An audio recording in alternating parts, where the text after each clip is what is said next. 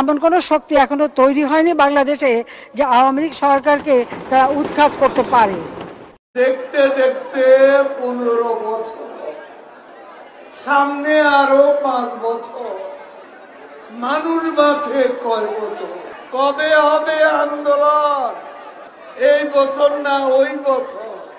রোজার পর না কোরবানির পর? অবশেষে বৈষম্য বিরোধী ছাত্রদের অসহযোগ আন্দোলনের তোপে পদত্যাগ করে দেশ ছাড়তে বাধ্য হলেন শেখ হাসিনা। বেলা 2:30 নাগাদ সামরিক হেলিকপ্টার 7682 নিয়ে সপরিবারে গণভবন থেকে বেরিয়ে যান।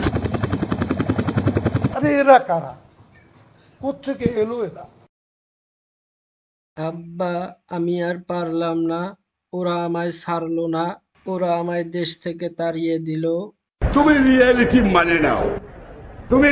মানে নাও, এদিক চিন্তা ভাবনা না করে নিজের মানুষকে বাঁচাও, কারণ আমি জানি 12টা তোমার বেজে গেছে।